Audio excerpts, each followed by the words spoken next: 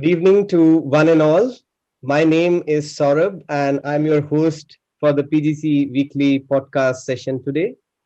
I would like to start the podcast series by acknowledging the and paying my respects to the Bijigal and Gadigal peoples, the traditional custodians of the lands where each of our UNSW campuses are located, and all Aboriginal and Torres Strait Islanders, elders past, present, and emerging, and their communities who have shared and practiced their teachings over thousands of years.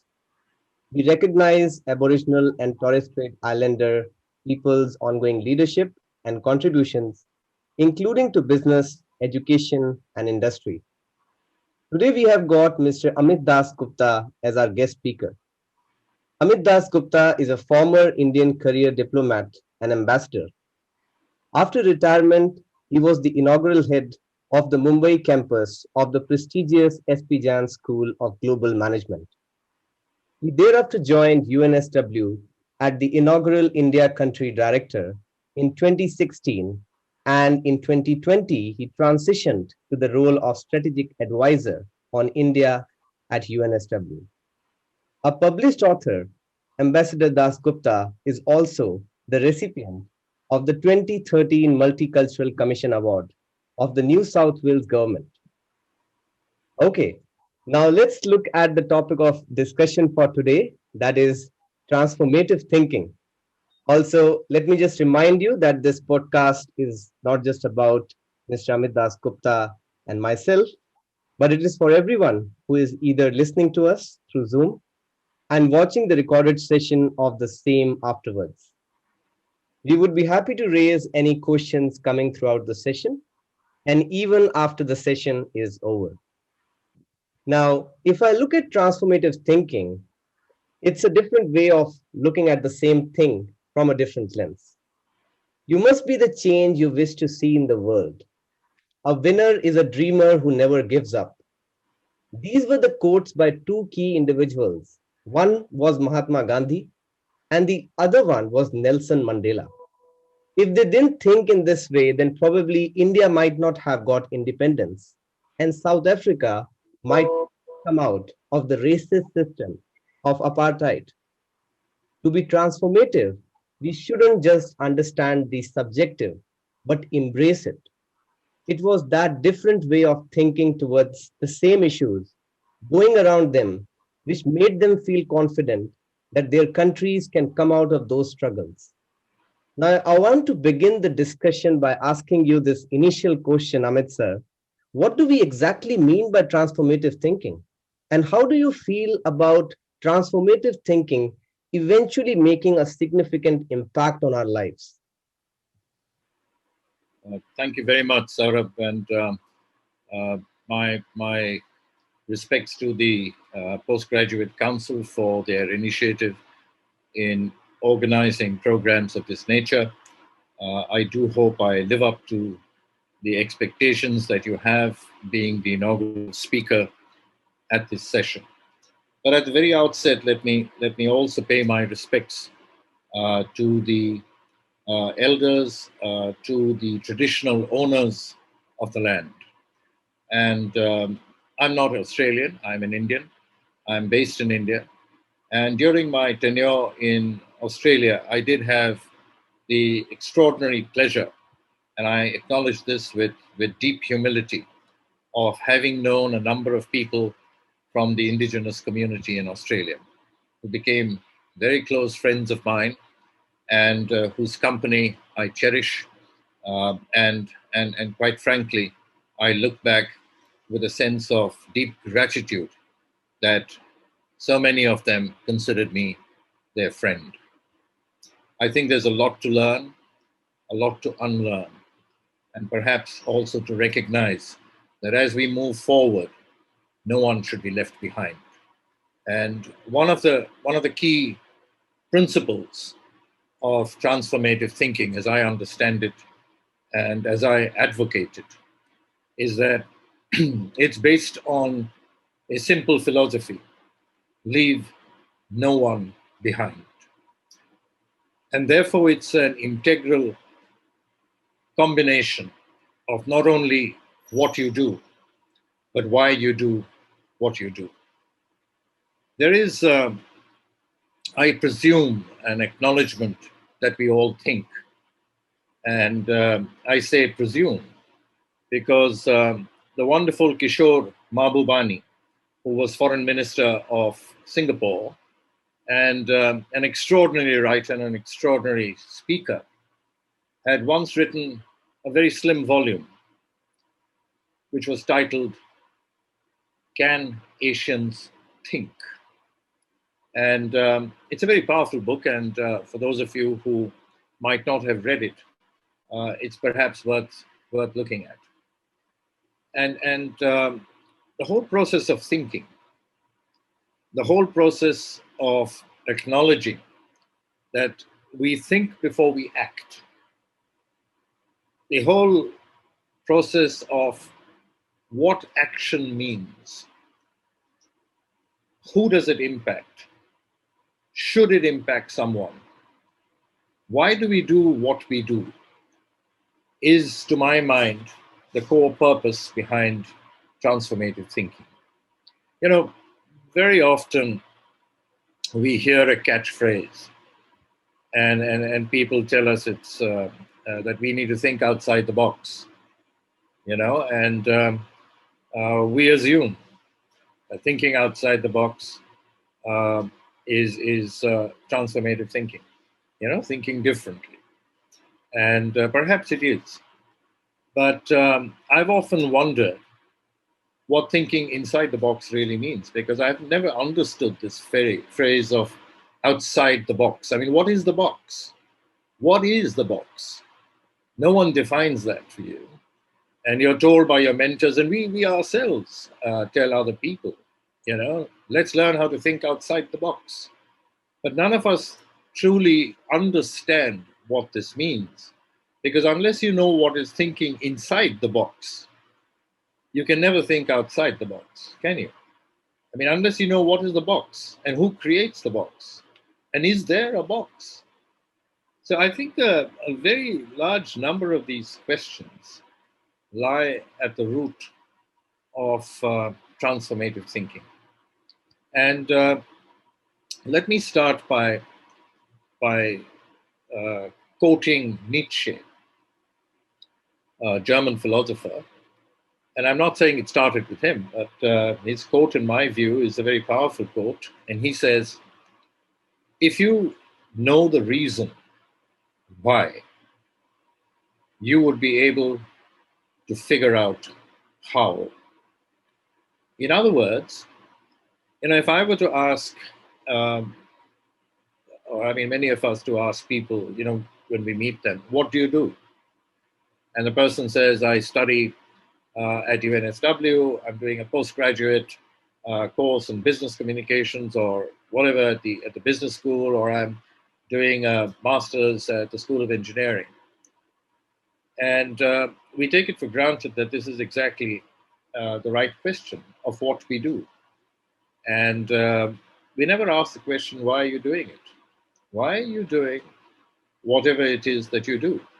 And you can have, of course, multiple responses to that. You know, I'm doing it because, you know, I need a good job. I'm doing it because I want to be rich and famous. I want to be like Elon Musk and think about this, you know, how to change the world and bring in technology and get to the moon. Or I'm doing it because I want to make money. I want to have two houses, or I want to own a Jaguar. I want to wear an Armani suit. You know, so the reasons why people do things can always differ, and there's nothing wrong in it. Yeah, this is not a case where I'm advocating a moral principle as to why we do what we do. I'm simply saying that it's important for us to ask the why before we ask the what. And of course, once you've asked the what, you then ask the question how. How are you going to achieve what you want to achieve? So you first need to know why you want to achieve something. You know, for example, you can say, I want to be an eye doctor.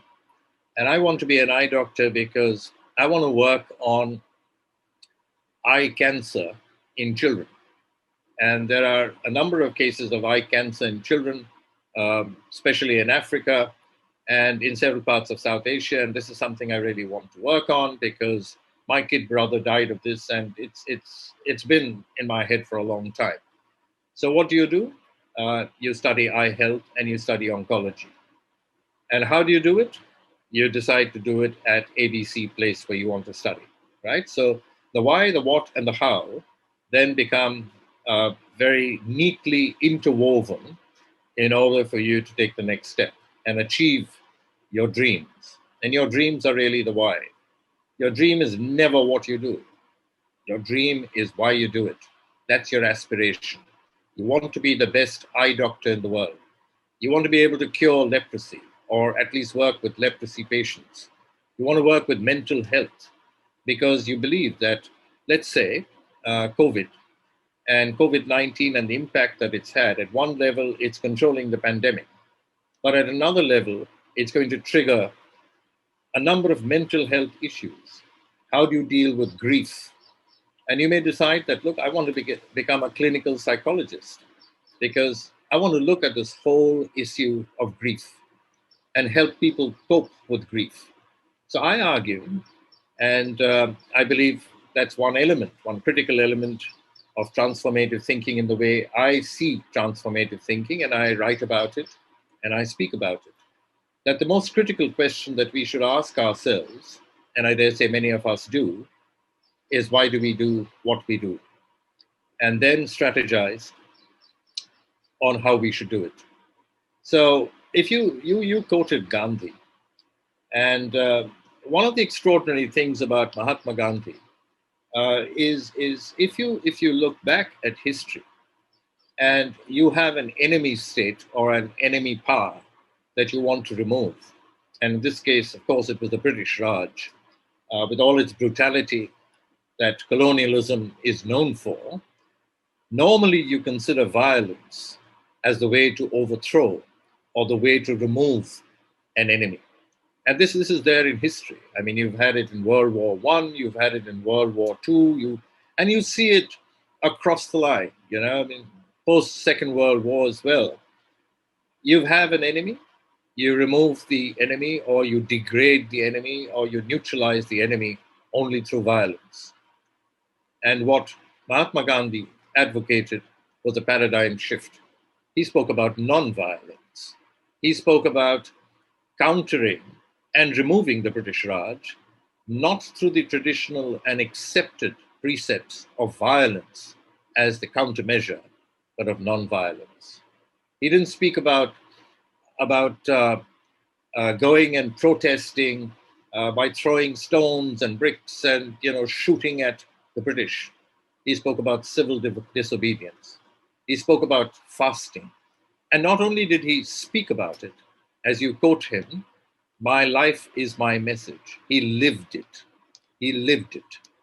I don't know how much you know about Mother Teresa. A very frail lady who lived in Calcutta, which is now referred to as Kolkata because that's the vernacular. And she started something called Nirmal Hriday. And Nirmal Hriday, which is a Bengali term, in English, the translation would be compassionate heart. And Nirmal Hriday has a different translation, which is outside the building that she ran. It's called Home for the Dying. And the Home for the Dying is where Mother Teresa and those who worked with her picked up from the streets of Calcutta people who were left out on the streets to die. And they had festering wounds and they were ill. They were in terrible condition. And she brought them to the Home for the Dying. And her view was, it was through love given to them at the last days of their life that they could see love, they could see compassion, they could feel it, that they could be cared for, that this is what she believed was the right thing to do. So it's very important that in transformative thinking, apart from the why, etc., it needs to be the right thing to do. You need to ask yourself, is this the right thing to do? Should I be doing this? And you may say, yes, I should be doing this.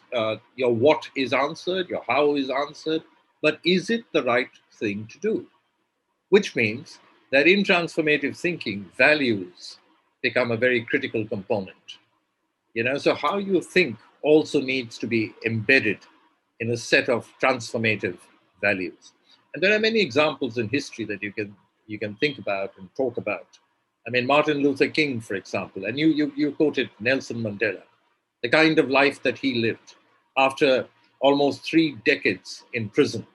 When he came out of prison, and even before he became the president, he was not talking about retribution against the white, brutal regime that existed. He was talking about reconciliation. He set up the Reconciliation Commission. It's how you learn to not ignore or forget the past. It's how you learn to move forward. So a third critical component of transformative thinking is to be able to look at the future. It's to be able to recognize that the community is extremely important, that you have to interact, you have to deal with all kinds of people, all of whom constitute part and who are integral parts of the external space in which you belong. And when you work together, and when you try and shape a new reality, when you don't remain embedded in an old reality and let hate and anger and animosity guide you. I mean, His Holiness the Dalai Lama once wonderfully said, anger, and you can replace the word anger with anything. You can replace it with enmity. You can replace it with envy, jealousy, hatred. He said that anger is like drinking poison and expecting the other person to die.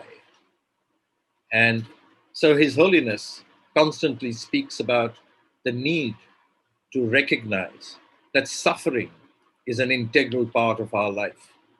How you negotiate it, how you deal with it, is what makes one person different from another.